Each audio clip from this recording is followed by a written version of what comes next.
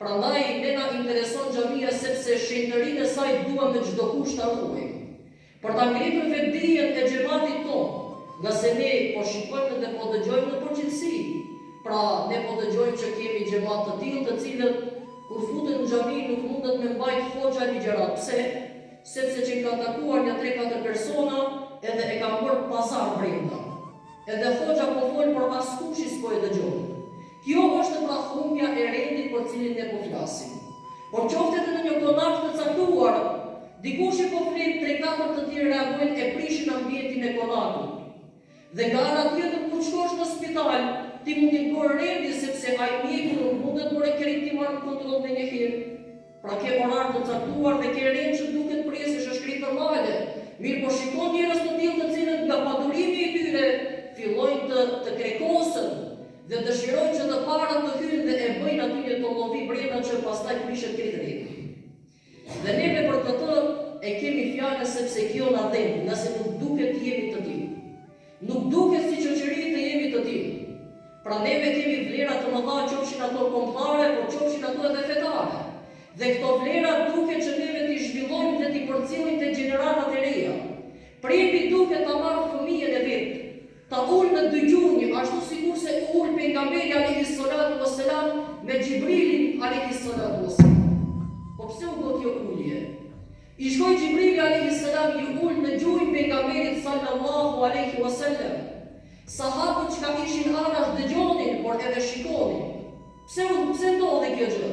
Por të mësuar neve se si prindit duke ta marrë e vladin e vet, fëmijën e vet.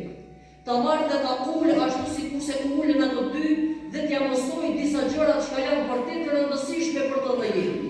T'ja mësoj çka është xhamia, t'ja mësoj çka është shkolla, ta mësoj o birim si të qëndrosh ti përpara mësuesit tënd. O birim si të qëndrosh ti përpara hoxhës tënd. O birim si të qëndrosh ti kur shkosh tek mjeku të vizitohesh. Pra ta mësosh mbi gjërat që janë të rëndësishme dhe janë thelbësore që tregojnë për zhvillimin e civilizimin e atij personi. Prindi duhet ta bëjë me patjetër këtë.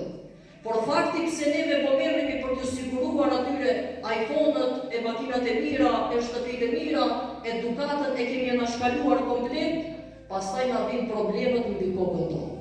Nga po fëmijët tanë të cilët kur të rritën pastaj nuk më dëgjojnë as pak fëmijët.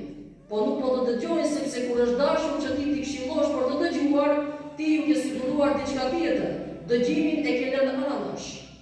Dhe neve duam këtë rend vëllezërit e mi ta ruajmë në xhami brenda. Çka është ta ruash rendin në xhami brenda? Ta ngrisim vetdijen, o vëllezër. Kur jemi në xhami, të meditojmë ku jemi. Kjo është shumë e rëndësishme të kuptohet. Nëse kjo kuptohet, kemi kuptuar krejt ligjëratat që po i mbajmë për xhamin.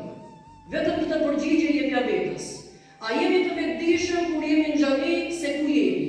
Pra ta pyesim veten ku jemi? Sepse je brenda një objekti, mirë po, një objekt që nuk është si shtëpia, një objekt që nuk është si kafja, një objekt që nuk është si objekte të tjera ku ti mund të takosh me shoqërinë tënde. Je në një objekt i cili ka rregulla të caktuara. Je në një objekt i cili ka rendin e vet. Je në një objekt ku ti duhet të respektosh diçka, në mënyrë që të përfitosh pastaj ato që të ofron ai objekt. Ashtu sikur se loja e futbollit nuk është të mungesë tolerancë kur dikush i vret dikë dhe studia jep faulli. Se dikush mund të humbë tolerancën në xhami, por shembull dua të flas në xhami. A nuk jeni tolerantë as pak? Nuk është me pyetje toleranca? Pyetja është se ti po shkruaj disa rregulla të cilat janë shumë të rëndësishme për rendin brenda xhamisë. Dhe ai atje çka ja jep faullin, nuk është se nuk është tolerant me ato që po vret, por thjesht respekton rregullin e